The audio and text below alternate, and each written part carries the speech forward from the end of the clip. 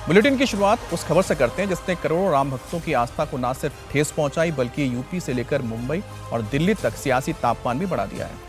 राम मंदिर में समोसा पार्टी करते हुए कैसे हुई चोरी, चंपत राय ने कैसे मामले को रफा दफा करने की कोशिश की, राम मंदिर में संगठित लूट की एक एक इनसाइड स्टोरी आज आपको हम दिखाएंगे।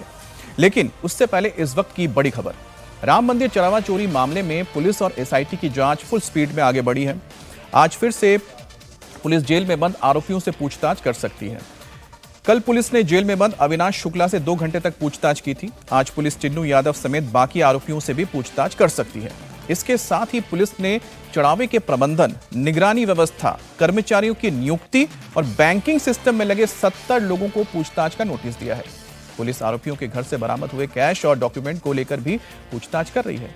साथ ही चंपत राय के बयान और ट्रस्ट की छापेमारी के दौरान मिले कैश और पेपर की जांच भी कर रही है। मंदिर में चढ़ावे के कैश का पूरा लेखा जोखा एसबीआई के जिम्मे था, लेकिन बैंक के कर्मचारियों की लापरवाही की वजह से चोरों ने चढ़ावे की रकम चुरा ली। अब एसबीआई के कुछ कर्मचारी भी पुलिस की रडार पर हैं।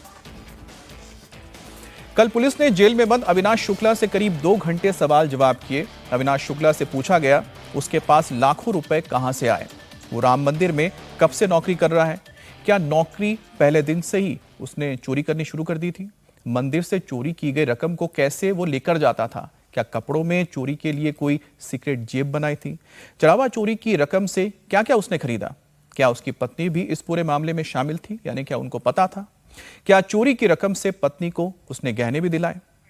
अब पूछताछ के दौरान पुलिस को अविनाश से कई अहम जानकारी भी मिली है। पुलिस को अविनाश शुक्ला के घर पर कई संदिग्ध डॉक्यूमेंट्स मिले हैं जिनकी पड़ताल में अब पुलिस लग गई है। 5 जून को ट्रस्ट की छापेमारी के दौरान उसके घर से 58 लाख कैश मिला था। अविनाश शुक्ला अनुकूल लवकुश की कॉलोनी कौशलपुरी में रहता था और अपने भाई के योग सेंटर में ये इन्वेस्ट उसने किया था। और हमारे साथ हमारे संवाददाता अभय पराशर सीधा अयोध्या से जुड़ गए हैं। अभय, आज क्या क्या हो सकता है, किससे पूछताछ हो सकती है, क्या जानकारी है? देखिए, पूछताछ जेल के अंदर बाकी आरोपियों से हो सकती है। हम इस वक्त जहां पर मौजूद हैं अमित, अयोध्या का कौशलपुरी इलाका, जहां से 5 लाख रुपए कैश अविनाश शुक्ला की निशानदेही पर बरामद किए गए थे जब चंपत राय के कहने पर यह रिकवरी हो रही थी। हम आपको सबसे पहले साफ कर दें कि ये अविनाश शुक्ला और उसके भाई अभिषेक का अपना घर नहीं है, ये एक योग केंद्र है। और अविनाश शुक्ला जो है वो अपने भाई अभिषेक के जरिए एक डॉक्टर से जुड़ा और यहां पर जो कि एक अपना योग केंद्र चलाते थे। अभिषेक जो है अविनाश शुक्ला का भाई, एक सरकारी प्राइमरी टीचर है, उसको योग गुरु ने यहां पर रहने की जगह दे दी थी। उसके बाद आइए हम आपको ऊपर लेकर चलते हैं जहां से रिकवरी हुई थी।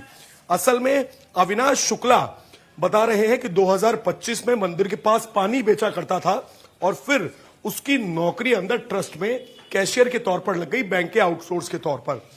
5 जून को जब चंपत राय को जानकारी मिली कि यहां पर पैसे जो हैं वो चोरी किए जा रहे हैं, तो चंपत राय के कहने पर, ये देखिए ये वो रूम है, इस रूम के अंदर अविनाश और साथ ही जो अभिषेक है वो यहां पर रहते थे और इस ट्रंक के अंदर से रिकवरी हुई है।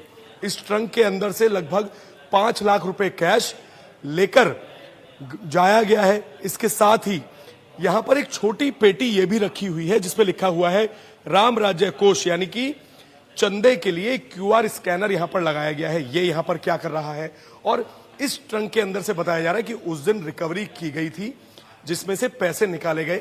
एक बात और हम आपको साफ कर दें कि अभिषेक और अविनाश का ये योग केंद्र नहीं है, ये योग केंद्र कोई और डॉक्टर चलाते हैं। लेकिन अभिषेक की यहां पर उनसे मुलाकात हुई जो योग गुरु थे, और एक योगाचार्य हमारे साथ मौजूद हैं। मैम, क्या नाम है आपका? सीमा तिवारी। सीमा जी, हमने देखा कि 5 तारीख को यहां से कैश की रिकवरी हुई। अविनाश और उसका भाई अभिषेक वो यहां पर क्या कर रहे थे, कब से रह रहे थे?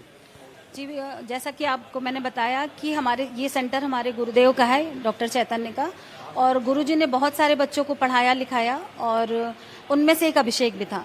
उसकी सारी देखभाल गुरुजी करते थे, उसकी फीस वगैरह भी यहाँ तक कि गुरुजी देते थे। और फिर उसने अपनी मेहनत से ये एक नौकरी हासिल की, प्राइमरी में अध्यापक हो गया वो। और जब वो अध्यापक हो गया तो फिर अभी 1.5 साल पहले करीब अपने भाई को यहाँ लेकर आया और उसने अपने भाई की नौकरी भी लगवाई। तो बाद में पता चला कि ये राम मंदिर में वहाँ उसकी नौकरी लगी। और अभी पता चल रहा है हाल में कि उसका गबन में नाम आया, और ये सब सुन के बहुत ज्यादा शौक लगा हम लोगों को। इसी रूम के अंदर वो रहते थे, क्या किराए पर दिया हुआ था या कैसे रहते थे? नहीं, उनको अभिषेक को गुरुजी ने रखा था। अभिषेक गुरुजी की सेवा करता था, उनके साथ रहता था।